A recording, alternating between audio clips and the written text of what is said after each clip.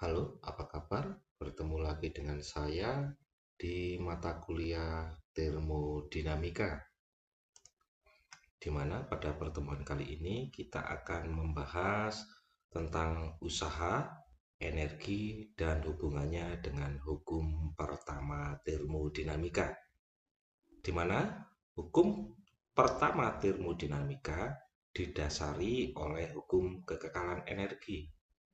Dalam hukum kekekalan energi di sini diperkenalkan yang lebih luas tentang definisi usaha, energi, maupun kalor yang dihubungkan dalam sebuah persamaan hukum pertama termodinamika.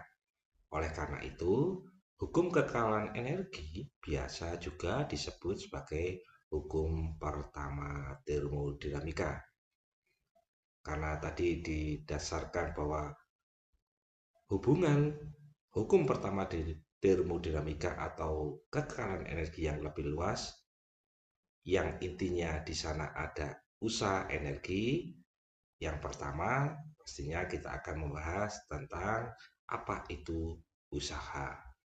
Usaha, usaha adalah suatu gaya yang dibutuhkan untuk memindahkan suatu objek dari satu tempat ke tempat yang lain. Biasanya apa namanya? Contohnya adalah jika suatu partikel itu diberikan suatu gaya hingga menyebabkan partikel tersebut mengalami pergeseran sebesar suatu jarak atau ditulis di sini adalah ds, maka usaha yang dilakukan gaya tersebut dapat kita tulis yaitu dalam persamaan delta W sama dengan F kali ds atau sama dengan F kali cos theta ds, di mana W ini adalah usaha, F ini adalah gaya, ini adalah perpindahan jaraknya. Oke, untuk cos theta ini jika dia itu adalah sudutnya 0 derajat, untuk cos 0 itu hasilnya adalah 1, sehingga persamaan ini dianggap sama jika cosnya atau kemiringannya tidak ada atau 0 derajat sehingga arahnya horizontal. Selanjutnya, jika gaya yang bekerja ini dipengaruhi oleh sudut, maka usaha ini dapat berharga positif maupun negatif. Maksudnya bagaimana? Anda bisa melihat dari gambar berikut. Untuk gambar A dan B ini menunjukkan bahwa gaya luar bekerja searah dengan pergeserannya, sehingga usaha yang dilakukan adalah positif. Anda lihat gayanya ke sana ke depan, pergesernya juga ke depan. Gayanya ke depan, pergesernya juga ke depan. Sehingga ini disebut usahanya adalah berharga positif. Sedangkan untuk gambar C dan D ini adalah gayanya berharga negatif, di mana gaya luar bekerja berlawan arah dengan pergeserannya. Gayanya bekerja ke dalam atau ke depan, ini pergeserannya bergerak ke arah sebaliknya. Begitu pula dengan gambar D. Selain itu, dari gambar B ini kita lihat bahwa sudut yang dibentuk adalah 0 derajat sudut tetanya. Sehingga uh, untuk melihat rumus ini cos tetanya adalah 0. Hasilnya adalah cos theta 0 sama dengan 1. Sehingga usahanya dikatakan sebagai usaha positif karena hasilnya adalah positif. Jika tetanya ini nilainya dimasukkan ke dalam persamaan ini. Kemudian jika Anda melihat yang D, ini sudutnya adalah 180 derajat, di mana cos 180 derajat ini adalah min 1. Dan ketika kita masukkan di sini, maka dw-nya hasilnya adalah minus. Berarti usahanya adalah negatif. Dan jika sudut yang dibentuk 90 derajat, berarti tidak ada pergeseran dari gaya, sehingga tidak ada usaha yang dilakukan pada partikel tersebut. Untuk rumus ini selanjutnya dapat kita tulis juga usaha adalah integral untuk perpindahan dari daerah 1 menuju daerah 2 sebagai f ds kita integralkan. Ini menunjukkan bahwa suatu yang dilakukan agar partikel bergerak dari titik 1 menuju titik 2. Dan besaran usaha secara umum ini biasanya ditulis dalam joule. Besarnya juga sama dengan 10 pangkat 7. Ini 10 pangkat 7 bukan 107. Ini satuannya erg atau energi. Biasanya disebut juga untuk satuan ERG ini adalah dengan dine kalikan cm. Besarnya juga sama dengan 0,7376 pound feet. Oke ya. Selanjutnya dari usaha kita masuk ke energi. Energi yang pertama yang kita bahas yaitu energi kinetik. Energi kinetik biasa kita sebut juga sebagai energi kecepatan atau yang berhubungan dengan kecepatan. Menurut hukum kedua Newton bahwa gaya itu berdasarkan dari massa dikalikan percepatan.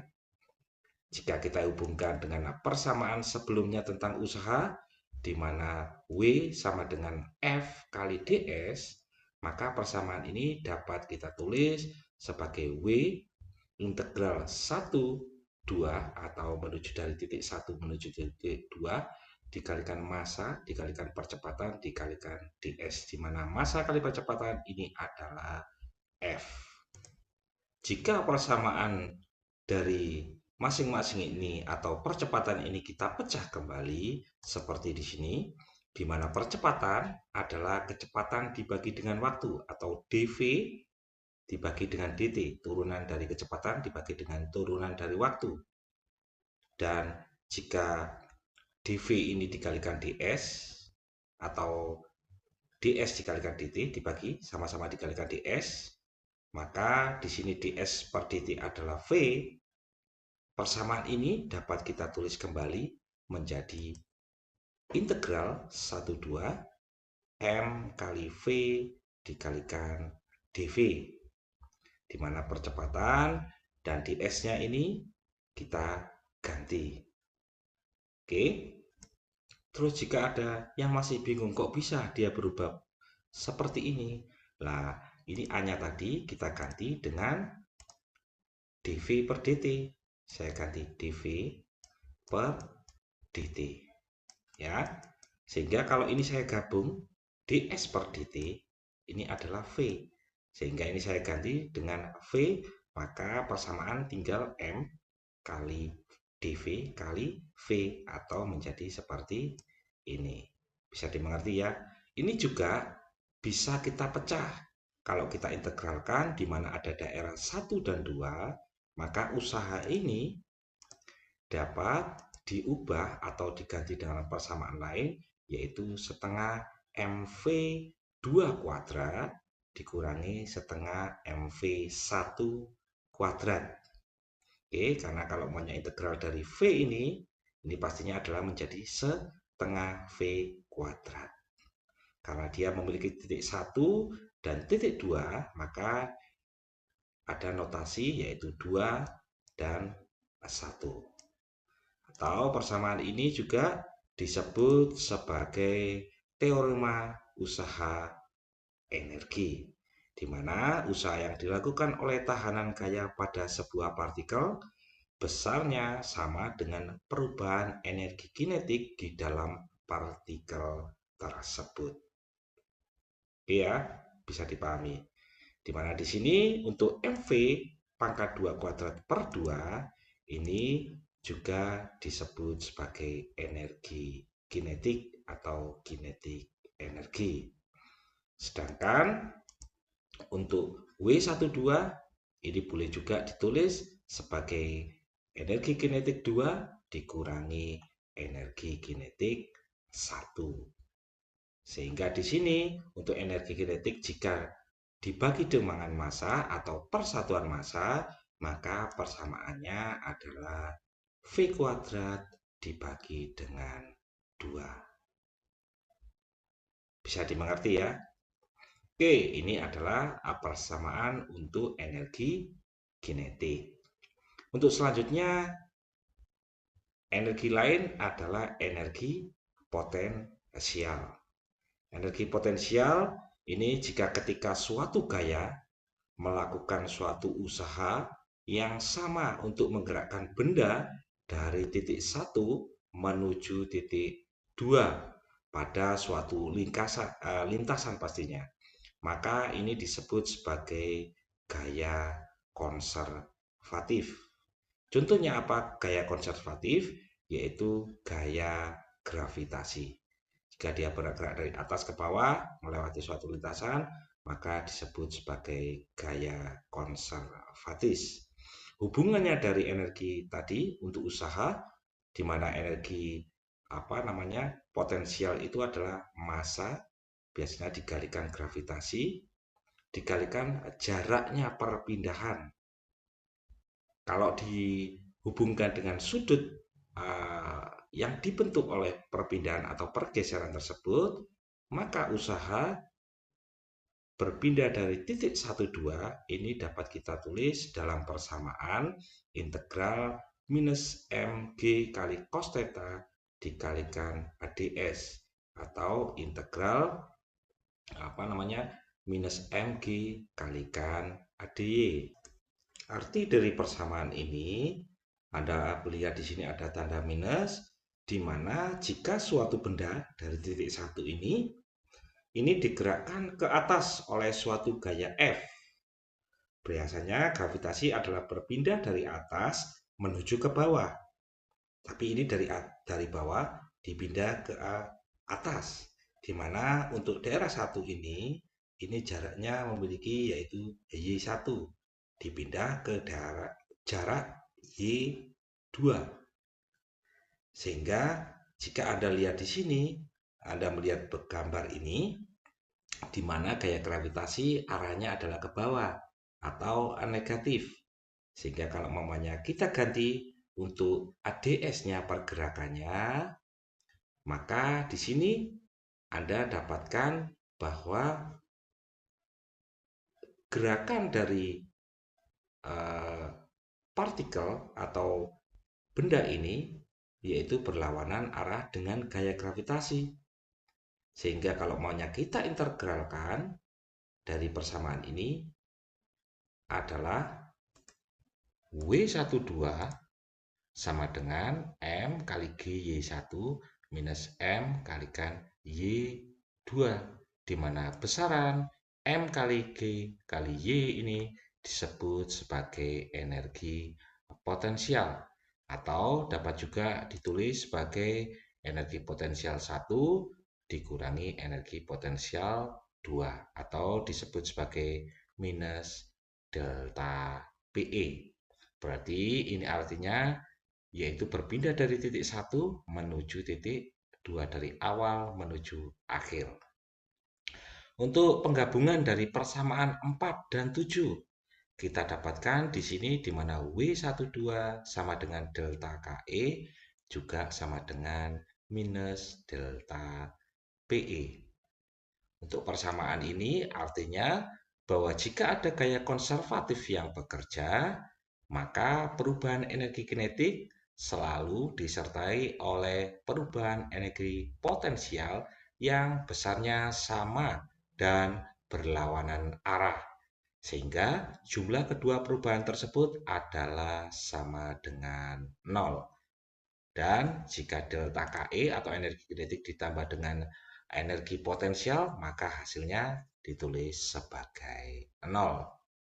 Sedangkan jika energi kinetik ditambah energi potensial adalah konstan, ini dapat dikatakan bahwa setiap perubahan energi kinetik pada sistem selalu diimbangi oleh perubahan energi potensial. pada sistem sehingga jumlah tenaga kinetik dan tenaga potensialnya adalah selalu konstan. Di sini untuk penggabungan dari energi potensial dan energi kinetiknya ini juga disebut sebagai energi mekanik dan akan selalu konstan ketika bergerak. Bisa dimengerti ya? Selanjutnya pastinya hubungannya untuk energi atau usaha terhadap energi kinetik, usaha terhadap energi potensial maupun energi potensial terhadap energi kinetik. Bagaimana hubungannya? Ini dapat kita lihat berikut ini. Untuk konversi usaha menjadi energi kinetik, Anda bisa lihat dari sebuah ilustrasi gambar berikut, di mana sebuah mobil ini memiliki suatu mesin.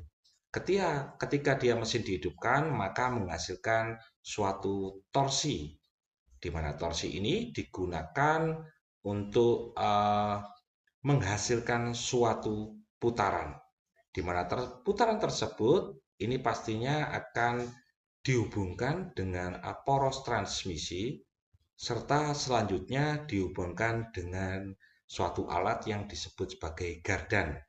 Dari gardan tersebut, putaran ini kemudian ditransmisikan atau dihubungkan dengan roda, sehingga mobil ini dapat berjalan.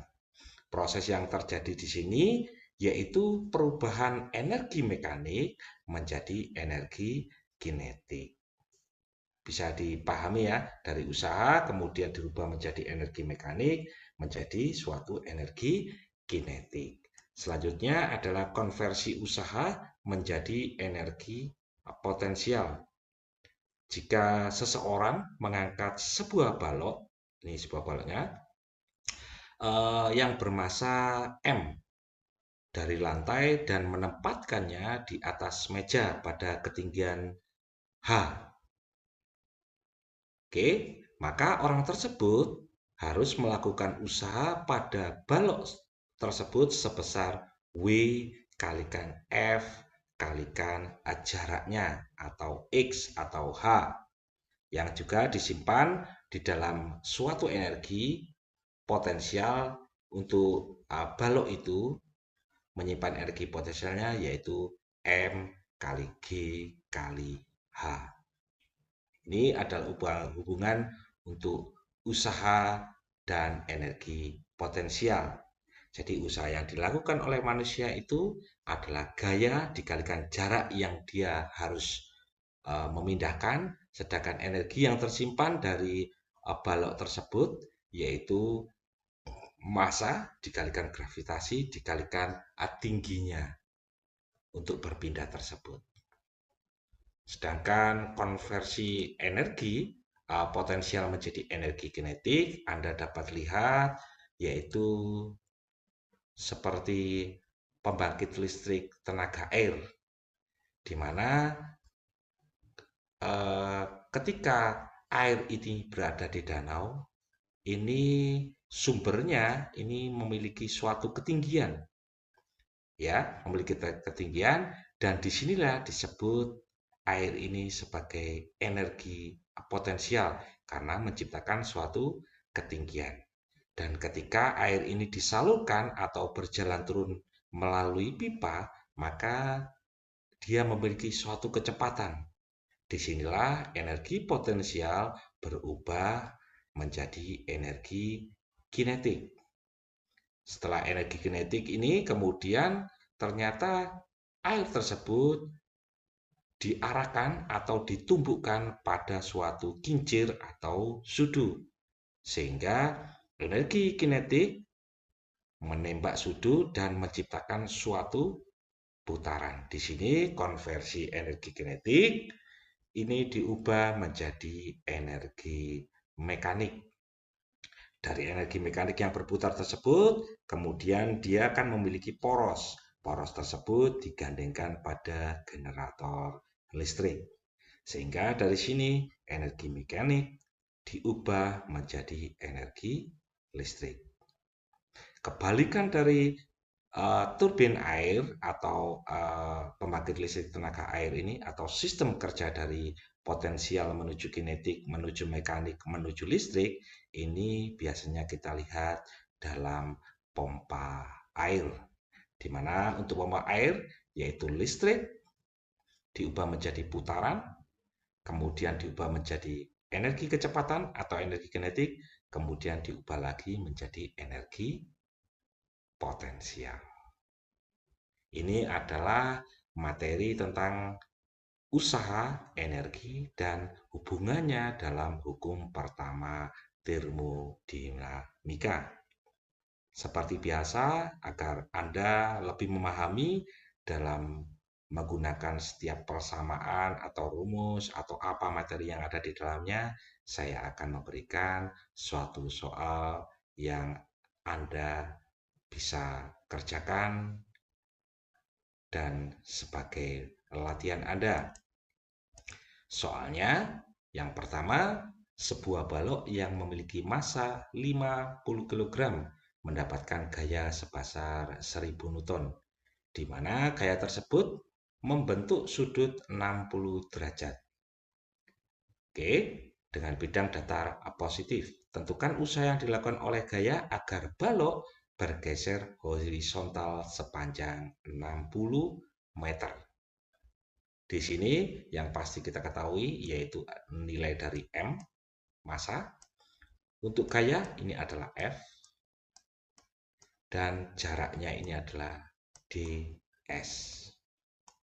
Untuk 60 derajat ini adalah sudut tetanya. Oke. Selanjutnya, kita diminta yaitu massa ini bergerak dari sini menuju ke sini. Sehingga kalau dia ditarik ke sana kan arahnya bergerak ke atas. Kita harus merubah gaya ini adalah bergerak ke sana.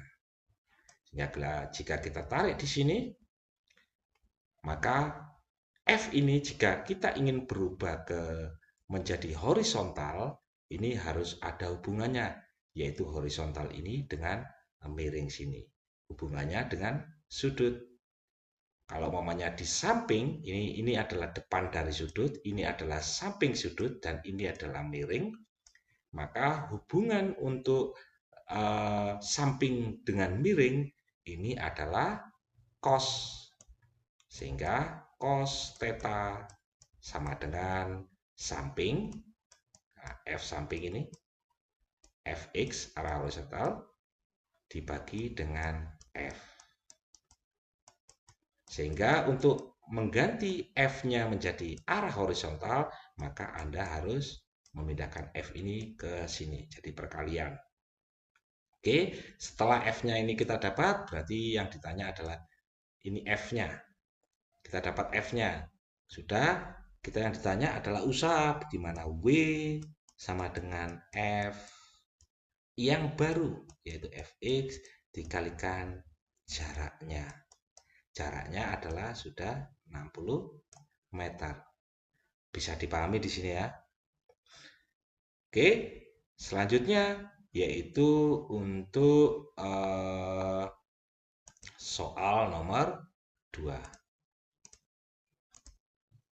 Sebuah mobil yang terletak pada bidang miring dengan sudut kemiringan 30 derajat. Bidang dianggap licin sempurna, didorong ke atas dengan gaya F yang membentuk sudut 30 derajat dengan bidang miring dengan laju konstan. Hitunglah usaha yang dibutuhkan untuk menaikkan mobil sejauh 20 meter. Pastinya di sini kita juga sama dengan langkah 1, yaitu kita merubah F ini menjadi F yang datar di sini. Oke, berarti F ini hubungannya sama ketika kata di sini. Ini hubungannya dengan apa? Ini adalah cos agar dia menjadi F datar. Ya. Di sini di mana massanya pastinya akan berhubungan dengan gravitasi. Seperti yang saya katakan tadi, F ini harus kita ubah ke arahnya datar seperti ini. Biar dia bisa bergeser, arahnya seperti ini. Karena hubungannya dengan dia samping dengan miring, maka F untuk membentuk arah yang seperti ini, F-nya adalah F, besaran F ini dikalikan dengan cos 30 derajat, karena ini 30 derajat. Untuk besaran F sendiri, Anda pasti tahu massa di sini F adalah massa dikalikan dengan gravitasi, karena dia pasti arahnya selalu turun ke bawah. Jika kita hubungkan dengan sini, ini adalah massa gravitasi arah ke bawah, maka untuk F yang di sini, kalau ini depan dengan miring, maka ini adalah sin. Sehingga F untuk arah yang di bawah ini atau searah dengan ini, kita juga boleh tulis sebagai F sama dengan massa kali gravitasi kalikan sin 30. Sama arahnya. Sehingga kalau ini Anda sama, Anda bisa menyamakan agar kita mendapatkan nilai dari F ini. Sehingga F cos 30 derajat sama dengan massa kali gravitasi kali sin 30 derajat. Maka Anda cari nilai dari F massa ini dan nilainya berapa. Setelah Anda mendapatkan F pada arah sini, barulah kita mencari usaha yang dilakukan ketika ini dianggap datar. Ingat, di sini hati-hati. Anda tadi mencari F ini karena menyamakan persamaan ini dengan ini. Sehingga untuk F yang arah miring begini, Anda memasukkan nilai F-nya di sini dulu. Oke, setelah kita dapatkan F ini, maka nanti hubungannya pastinya dari nilai F yang baru ini, kita anggap ajalah F new, Fn, maka kita hubungkan dengan sini. Nah, untuk arah sini, Fx-nya hubungannya apa? Ini sudah diketahui, miring, ini depan ada, maka atau ini depan ada berarti miring dengan yang sini, samping. Kalau samping dengan miring, berarti ini adalah cos. Berarti untuk W-nya yang baru untuk usahanya ini sama dengan F ini. Nah, F arah berarti Fx, karena ini hubungannya miring. Ini Fx, ini adalah Fn tadi. Maka cos 30 derajat sama dengan Fx per Fn. Berarti ini W-nya adalah Fn ya dikalikan cos 30 derajat. Atau W ini sama dengan besarnya adalah Fx, di mana Fx sama dengan Fn dikalikan cos 30. Fn itu yang mana? Fn ini adalah yang ini. Tahu ya langkahnya? Semoga Anda memahami dan Anda bisa mengerjakannya. Baik, terima kasih Anda telah mengikuti materi ini dan dua soal ini kami tunggu jawaban Anda di kelas kita. Tetap semangat, jaga kesehatan, dan sampai jumpa di pertemuan selanjutnya.